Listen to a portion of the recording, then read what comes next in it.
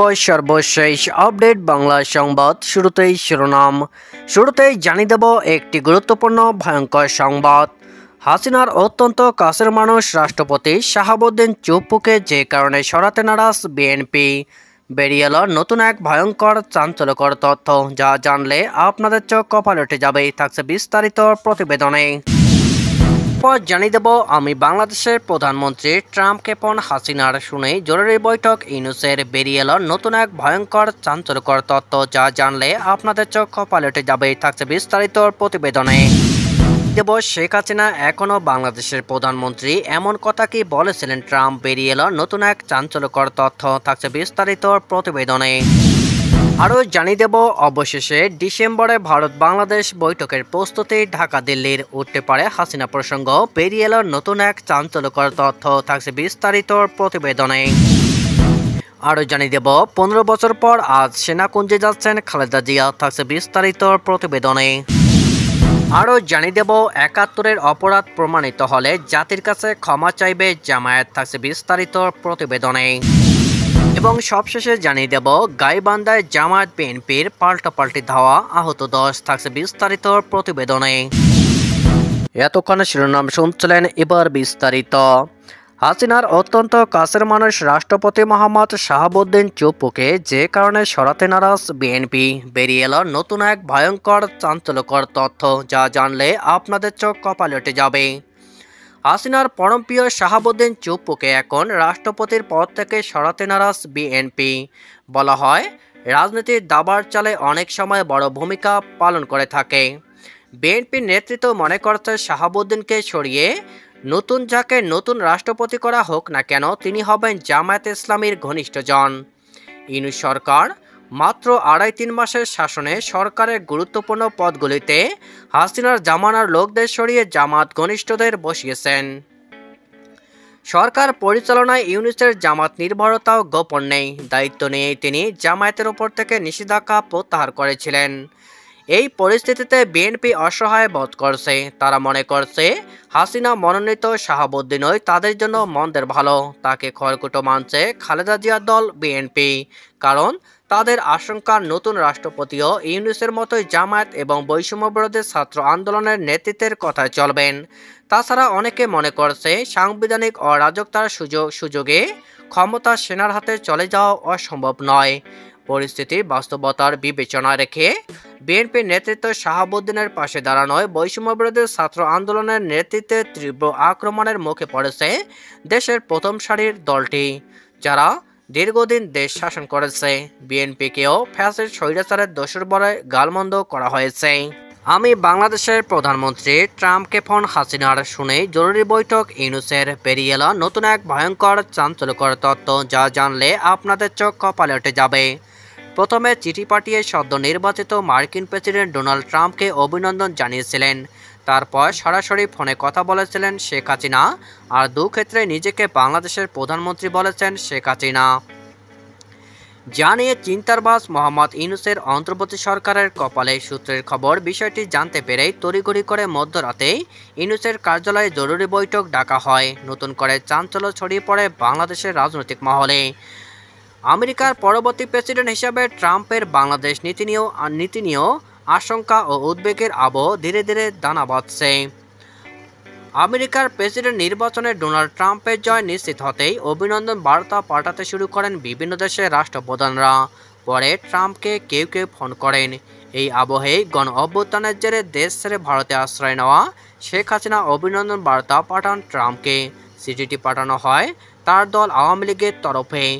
হাসিনার অভিনন্দন বার্তায় তাকে প্রধানমন্ত্রী হিসেবে চিহ্নিত করে সোশ্যাল মিডিয়ায় পোস্ট করে আওয়ামী লীগ, যা দেখে চমকে যান অনেকেই। আওয়ামী লীগের দপ্তর সম্পাদক বিপ্লব বড়ুয়া স্বাক্ষরিত বিবৃতিতে বলা হয়, বাংলাদেশ আওয়ামী লীগের সভাপতি প্রধানমন্ত্রী শেখ হাসিনা আমেরিকার 47তম প্রেসিডেন্ট নির্বাচিত হয় ডোনাল্ড ট্রাম্পকে অভিনন্দন জানিয়েছিলেন। প্রথমবার প্রেসিডেন্ট পদে থাকার সময় ট্রাম্প ও তার স্ত্রী মেলানিয়ার সঙ্গে প্রধানমন্ত্রী হিসেবে তার বৈঠক ও কথোপকথন তিনি স্মরণ করেছেন। একই সঙ্গে দুদেশের দ্বিপাক্ষিক সম্পর্ক আরও জোরদার হবে বলে আশা প্রকাশ করা হয় বিবৃতিতে। শেখ হাসিনা আশা প্রকাশ করেছেন, ফের তিনি ডোনাল্ড ট্রাম্পের সঙ্গে কাজ করার সুযোগ পাবেন। ট্রাম্পকে অভিনন্দন জানান অন্তর্বর্তী সরকারের প্রধান উপদেষ্টা ইউনূসও। ঘটনাচক্রে এরই পর জানা যায় ট্রাম্পকে ফোন করেও কথা বলেছেন শেখ হাসিনা। তারপর থেকে অন্তর্বর্তী সরকারের নানা মহলে এই আশঙ্কা দানা বেঁধেছে যে ট্রাম্প প্রশাসন হয়তো হাসিনা সরকারকে বৈধ বলে স্বীকৃতি দিতে পারে। সেক্ষেত্রে কী করণীয় তা নিয়ে রাতেই জরুরি বৈঠক ডাকা হয় উপদেষ্টাদের কার্যালয়ে। বাংলাদেশের প্রতিটি অলিগলি এবং আমজনতার মধ্যেও জল্পনা ট্রাম্পের হাত ধরেই হয়তো মহাসনদে প্রত্যাবর্তন ঘটতে পারে হাসিনার। অন্তত সেই স্বপ্ন দেখা শুরু করেছে আওয়ামী লীগ। শেখ হাসিনা এখনও বাংলাদেশের প্রধানমন্ত্রী এমন কথা কি বলেছিলেন ট্রাম্প? বেরিয়ে এলো নতুন এক চাঞ্চল্যকর তথ্য। শেখ হাসিনা এখনও বাংলাদেশের প্রধানমন্ত্রী। বিভিন্ন সামাজিক মাধ্যমে যুক্তরাষ্ট্রের নবনির্বাচিত প্রেসিডেন্ট ডোনাল্ড ট্রাম্পের নামে ছড়িয়ে পড়া এই কথাটি মিথ্যা। ট্রাম্পের কোনো সাক্ষাৎকারে এমন কোনো মন্তব্য করা হয়নি। বিশেষত বাংলাদেশ এবং শেখ হাসিনাকে নিয়ে বিষয়টি নিশ্চিত করেছে বার্তা সংস্থা এএফপি। বুধবার 20 নভেম্বর এক ফ্যাক্ট চেক প্রতিবেদন এই তথ্য জানিয়েছে ফরাসি বার্তা সংস্থা এএফপি। প্রতিবেদনে বলা হয়, সামাজিক যোগাযোগ মাধ্যমে ছড়িয়েছে সাম্প্রতিক একটি সাক্ষাৎকারে ট্রাম্প বলেন শেখ হাসিনা এখনও বাংলাদেশের প্রধানমন্ত্রী, কিন্তু ওই সাক্ষাৎকারে এমন কথা বলেননি তিনি। এমনকি বাংলাদেশ প্রসঙ্গেও কোনো মন্তব্য করেননি নবনির্বাচিত এই মার্কিন প্রেসিডেন্ট।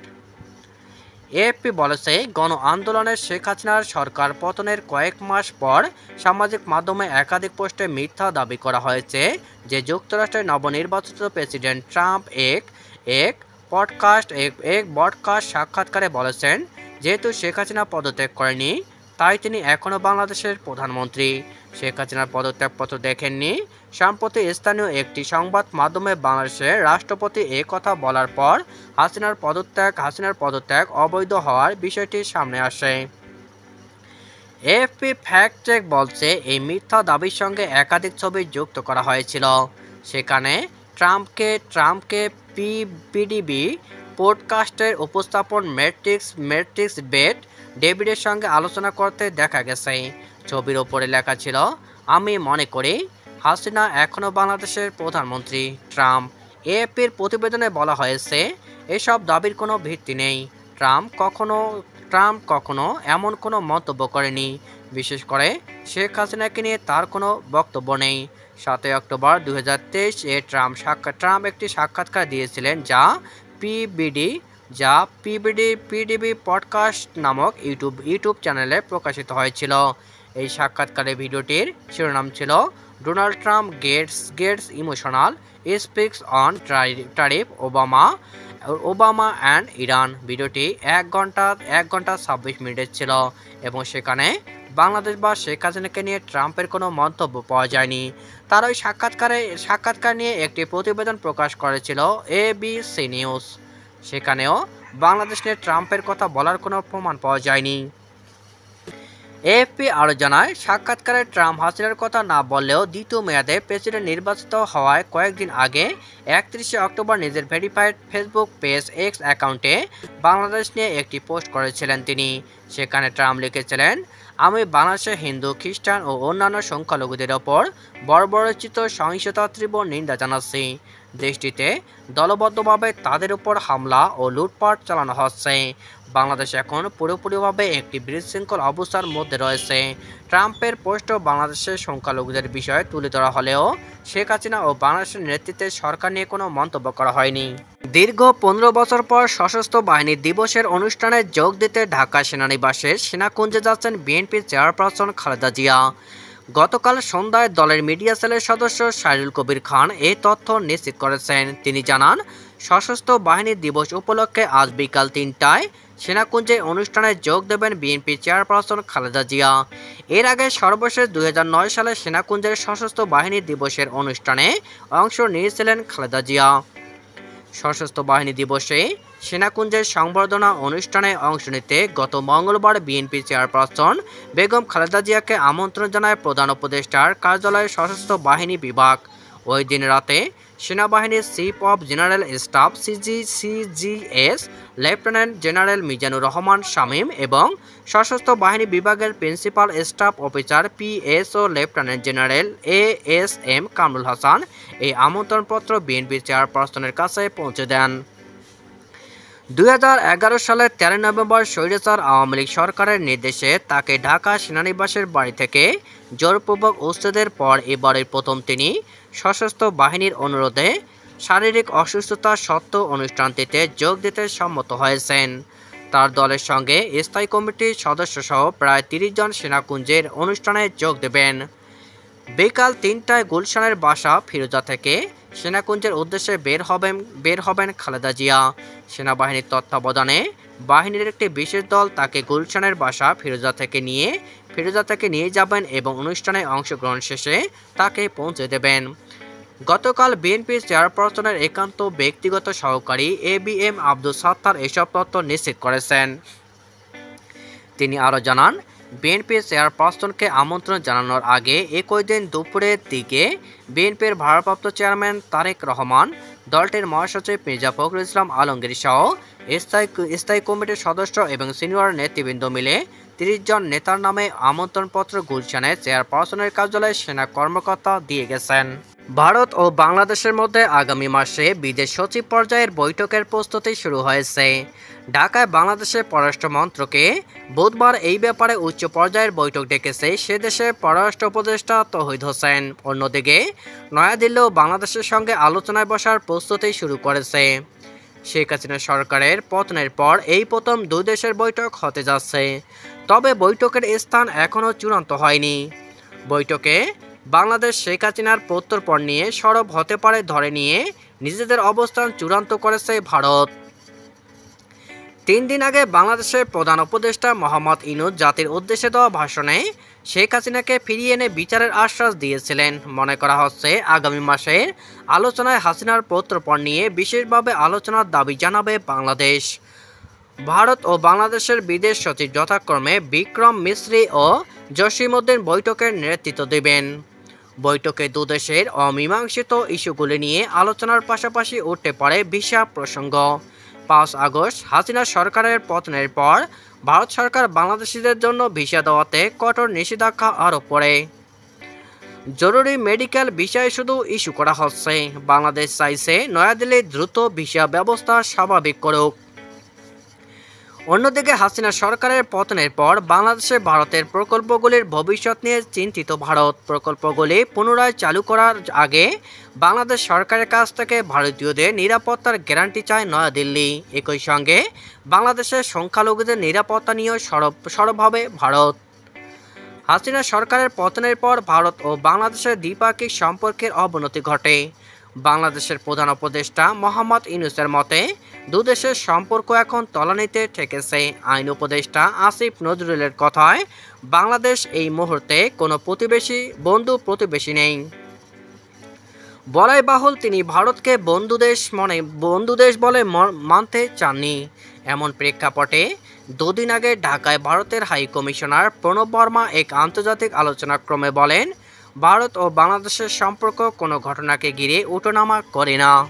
71-এর মুক্তিযুদ্ধে জামায়াতে ইসলামী সম্পৃক্ততা অপরাধ হিসেবে প্রমাণিত হলে জাতির কাছে ক্ষমা চাইবে দলটি। মঙ্গলবার 19 নভেম্বর লন্ডনে এক অনুষ্ঠানে এই দাবি করেছেন জামায়াতে ইসলামের আমির ডক্টর শফিকুর রহমান। শফিকুর রহমান বলেন, জামায়াতে ইসলামী পাকিস্তানের পক্ষে সাপোর্ট দিয়েছিল, এটা রাজনীতিতে কোনো অপরাধ নয়। তখন কিন্তু পাকিস্তানের অংশ ছিল পূর্ব পাকিস্তান। যদি কোনো অপরাধ কেউ করে থাকে, যেমন মানুষ খুন করেন, কারো বাড়িতে আগুন দিয়ে থাকেন, কারো সম্পদ লুটপাট করেন, কারো ইজ্জতে হাত দেন, তাহলে অবশ্যই তাদের বিচার হওয়া উচিত। আমরা যদি কোনো ভুল করে থাকি, কোনো প্রশ্ন ছাড়াই এটা যদি প্রমাণিত হয়, তাহলে আমি দায়িত্ব নিশ্চিত জাতির কাছে ক্ষমা চাইব। মুক্তিযুদ্ধের সময় সবাই পাকিস্তানকে সমর্থন করলে শুধু জামায়াতের নাম এসেছে বলেও দাবি করেন আমির শফিকুর রহমান। গাইবান্ধার পলাশবাড়ীতে বিএনপি ও জামায়াত নেতাকর্মীদের মধ্যে ধাওয়া পাল্টা ধাওয়ার ঘটনা ঘটেছে। এ সময় ভাঙচুর করা হয়েছে বেশ কয়েকটি মোটরসাইকেল সহ ও ব্যবসা প্রতিষ্ঠান। 2 ঘন্টার বেশি সময় ধরে থেমে চলা সংঘর্ষে উভয় দলের নেতাকর্মী, পথচারী সহ অন্তত 10 জন আহত হয়েছে। বুধবার 20 নভেম্বর সন্ধ্যার পর পলাশবাড়ী উপজেলা পরিষদের গেটে থেকে এ ধাওয়া পাল্টা ধাওয়ার ঘটনা শুরু হয়। পরে রাত 9টার দিকে সেনাবাহিনীর সদস্যরা ঘটনাস্থলে গিয়ে পরিস্থিতি নিয়ন্ত্রণে আনেন। স্থানীয়রা জানান, মহদীপুর ইউনিয়ন পরিষদের ভারপ্রাপ্ত চেয়ারম্যান জামায়াত নেতা রাহিদুল ইসলাম বাবুর বিরুদ্ধে পরিষদের সদস্যদের অনাস্থার প্রস্তাব নিয়ে বিএনপি জামায়াতের দুপক্ষের নেতাকর্মীদের মাঝে বিরোধ চলে আসছিল। বুধবার বিকেলে পলাশবাড়ী উপজেলা নির্বাহী অফিসার ইউএনও মোহাম্মদ কামরুল হাসানের কার্যালয়ে অনাস্থা প্রস্তাবের বিষয়ে শুনানি হয়। শুনানিতে পরিষদের সদস্যদের মধ্যে কয়েকজন অনাস্থা প্রস্তাবের পক্ষে কথা বলেন। এ নিয়ে উপস্থিত নেতাকর্মীদের মধ্যে উত্তেজনা জড়িয়ে পড়ে। পরে পরিষদের গেটে এলে উভয়ের মধ্যে ধাওয়া পাল্টা ধাওয়ার ঘটনা ঘটে। পলাশবাড়ী থানার ভারপ্রাপ্ত কর্মকর্তা জুলফিকার আলী ভুট্টো জানান, পুলিশ ও সেনাবাহিনীর হস্তক্ষেপে বর্তমান পরিস্থিতি নিয়ন্ত্রণে রয়েছে।